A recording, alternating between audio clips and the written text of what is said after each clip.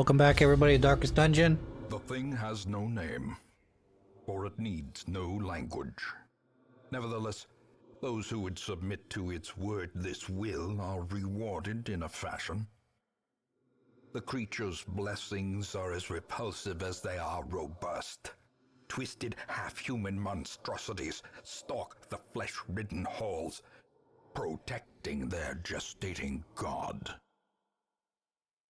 So this is the second portion of the Darkest Dungeon. We've got two more after this.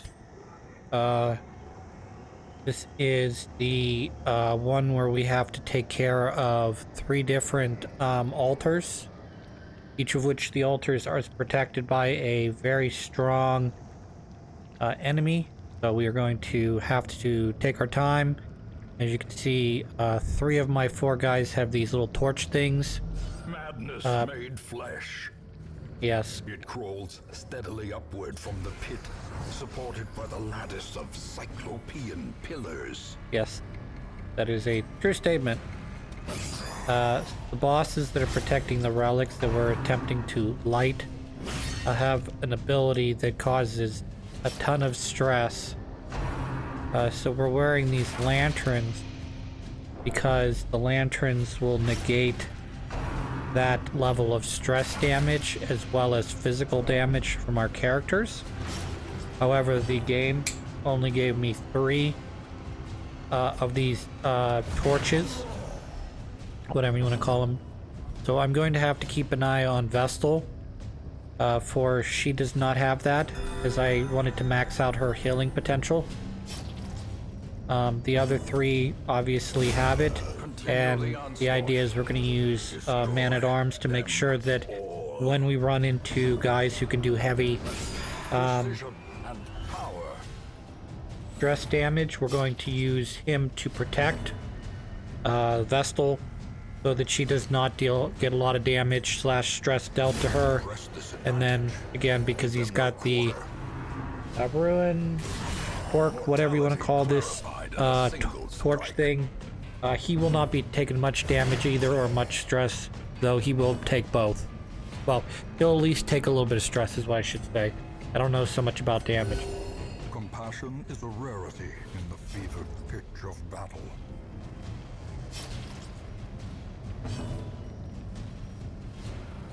So this and the next area are going to be an area you likely see me lame it out the most, because while this area is very dangerous, but it's not very long. The other area is not as dangerous stress-wise, but it is very long, or it can be very long, and I'll explain that when we get to that portion in the game. But we do want to try to take care of the enemies we're running into, as well as to try to keep our stress as low as possible and HP as high as possible. So glad he did that. Get a little stress heal, and then we will use that to cure up bleed. Be wary. Triumphant pride precipitates a dizzying fall.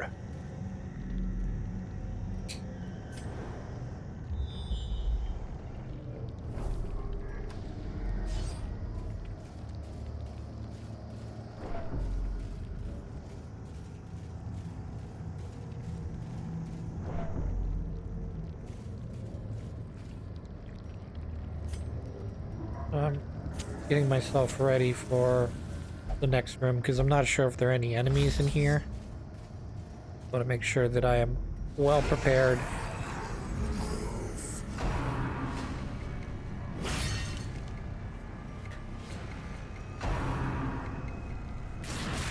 Ideally, you want to try to take out the front three guys, leave the guy in the back for last. However, I'm not gonna piss around with this either. If I need to, I will bleed him out and just be done with this fight.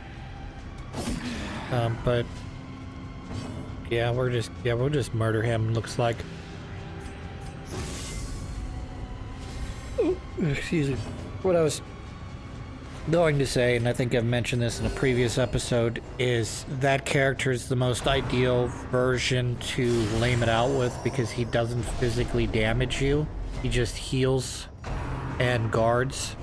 And if he's not guarding, he's healing. So you can just use that extra whatever number of turns. I don't know if there's reinforcements in the Darkest Dungeon. I have to imagine there is, but As the fiend falls, he is he's a pain in the butt because he heals those guys. But if you can get him, if you can save him for the end, you can really lame it out, heal up your guys to full HP, as well as limit or eliminate stress being dealt to you through these fights. But like I said, I'm going to be really just kind of turning up the like, okay, what am I doing next? What happened just now sort of thing. And like trying to make sure that my guys are staying. I don't know, I'm going to kind of use a little bit of coach speak here, but we want to stay ahead. You know, get as many points as we can, stay ahead of the game, and you know, make sure that our defense doesn't let up too many points. You know, essentially make sure my guys stay medium to low stress, eliminate these guys as I'm able to, and heal to try to bring back my HP to full, or as close to full as I can get. As you can see, I do have 2 things to rest points to heal myself with, but I kind of want to save those either for directly before I fight one of the bosses, or depending on how bad the boss battle goes, directly after it. So plan here is to fight the first boss as is, and then depending on how badly I get wrecked, we may have to use one of the heals immediately, or we may be able to save those heals till we get close to the next boss, so that we're getting the most bonus benefits out of the rest as we can without, because you'll get a bonus for 4 battles, and ideally if you're standing literally right in front of the door, that'll more or less guarantee that you're not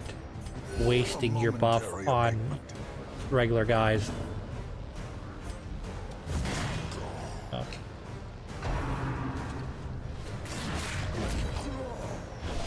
confusion, nerves, and panic. Yes, we're in the Darkest Dungeon, I get it. Time to perform beyond one's limits. Literally just doing... First 2 are doing damage. Second 2 are healing. Their formation is broken. That's literally what we're doing right now. And as need be, we will use healing food item. So one nice thing about the Darkest Dungeon though is it does not change, unlike when you go into the ruins or into the world. It'll change every time you go into it. The Darkest Dungeon has set locations for stuff, so you can very much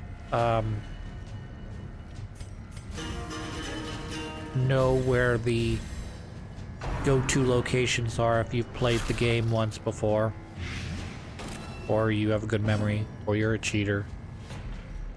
Look up a wiki.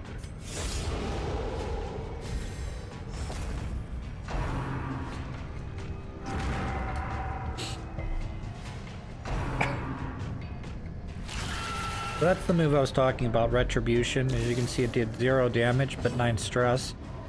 We want to make sure that Vestal is protected at all times, because if Vestal is not protected, she will take a lot of stress damage, and she will take physical damage on top of that. So right now I'm trying to increase my dodge so they don't take damage, but also we want to make sure that we want to try and get rid of this guy in front if possible. I don't know how smart of an idea that is, because the guys behind him may be able to heal. They also may mess up, as you can see, they're trying to push my characters around. They may try to mess up the structure of my party, which I don't want them to do. 57 damage, that's good damage. It's, what? Close to half health there? No, a little less than that. With poison it is. There's 46 stress because I didn't bother to guard her. Because I was prioritizing, evade. That's big damage too. And now I'm gonna have to spend multiple turns healing stress, multiple turns healing HP. Great. Yeah, so instead of Jester being able to attack, he's gonna have to do what he just did there. And you are gonna have to heal. You're just gonna keep healing. And then I'm just gonna have to hope that they start attacking other guys other than Leopard. Leper.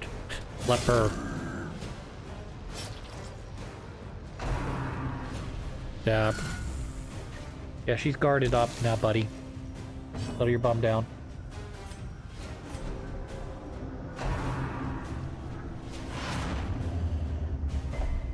A hand's breadth from becoming Yeah, you need to go away. Death score.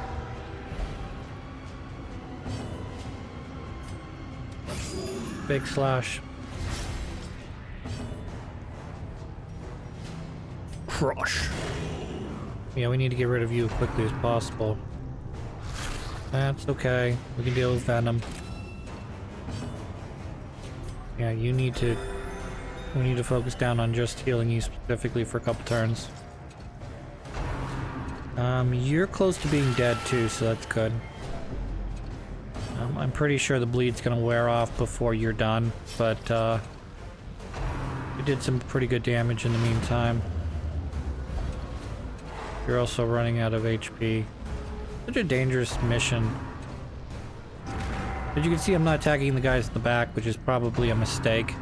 Probably should have gotten rid of them first, because of how much damage they've been doing as I'm trying to eliminate the main threat here. Here's a stun. Kind of what I wanted. Joker baby's doing okay right now.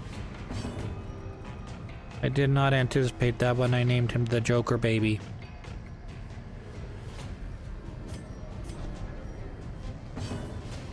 Alright, dead. Prodigious size alone does not dissuade the sharpened blade. You're gonna die. I'm gonna kill you guys. That's what we're gonna do.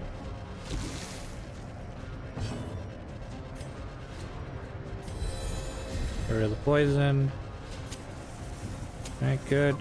And now to get rid of some stress. Star is born. Boom, boom, boom, boom, boom.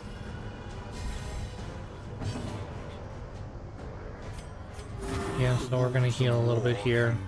Make sure our guys do not die. And we will attack you. Everybody gets HP. Sedated.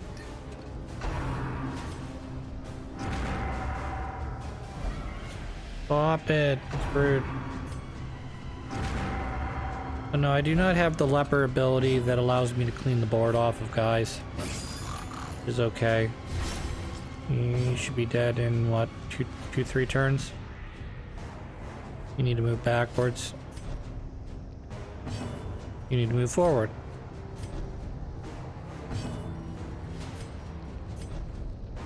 If I had grand finality, I'd use it right now, but that's not what he's designed for. Ay, ay, ay.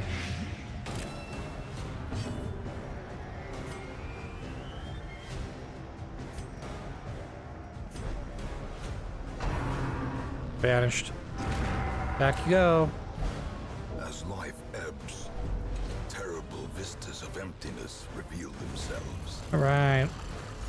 Get this under control, buddy. I should have gotten rid of those guys in the back first. And then focused on the frontline guy after that. Now you very much are dead. Masterfully executed. Masterfully executed.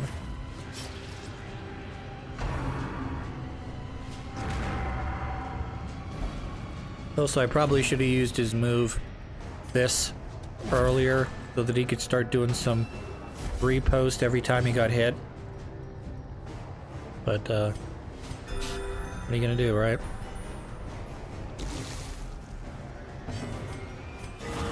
Bleed. Damage reduction. You're more or less dead anyway, so let's move you back. You can heal. Big heal. Nice. And you died finally. Cuts on its own. Alright, we got 2 more altars. We gotta do that too. And then we'll be done with this mission. Of course, basing on how well that first mission went, this is gonna be a long episode. I guess the only benefit is that as I walk back, I retrace my steps. I don't think I have to worry about running into enemies. Could be wrong. But yeah, we gotta go this way. We gotta do the opposite thing we just did. So we're gonna go 1 over and 2 down.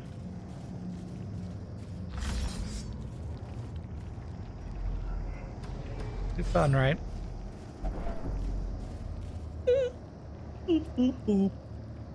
Ugh.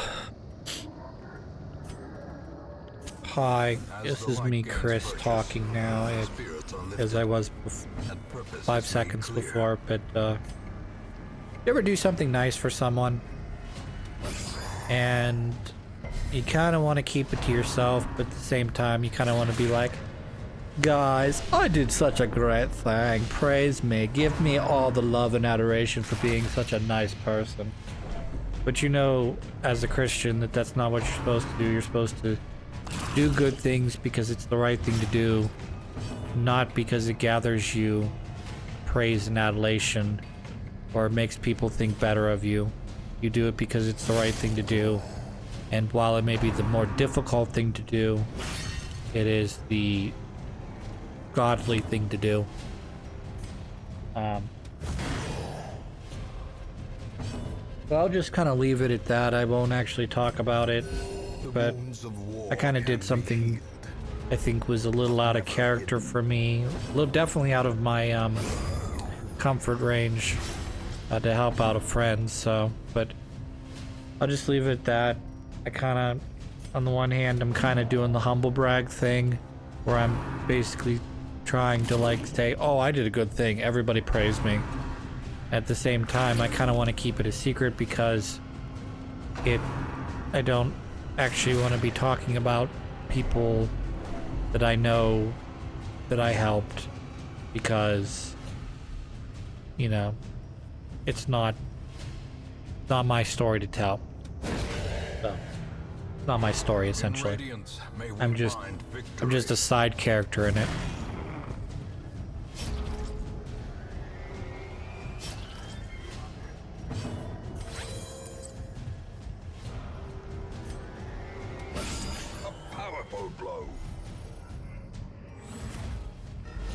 So as you can sort of tell from what I'm doing right now, I am attempting to leave the cultists in the far back line alive so that I can heal and stress heal my guys down as far as they can go. So if I can kill off the priest here, we're going to be pretty clear, but at the same time, it's going to be a lot of me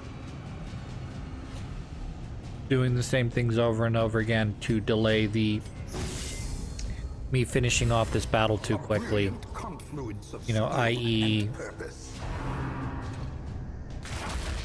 once the priest is dead, it's just going to be me killing off corpses, me buffing, you know, that sort of thing, until I can get my guys below 50 stress and at 100% HP.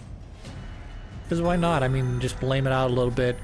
let the game mechanics work for you, and because I'm not outwardly getting punished, because the game has to give you a little bit of leeway, because it can't expect everyone to be walking in here with perfect stats and perfect abilities and the best trinket you can pull at this point in the game. So it can't expect me to necessarily beat, say, this encounter in under 3 turns, with, you know, before any reinforcements come. So this is going to give me at least a turn or two to heal, to stress reduce, because literally all he's going to do is just re-heal himself. So that's literally what we're going to do. We're just going to heal.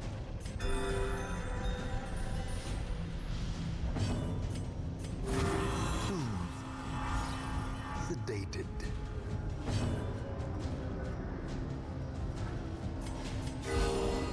The flesh is knit.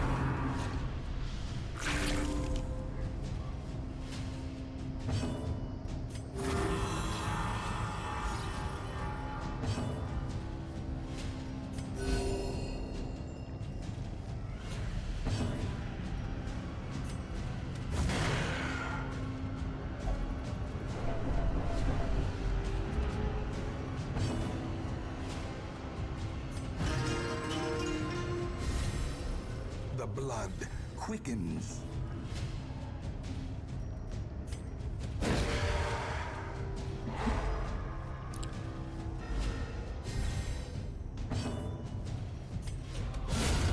Annihilated.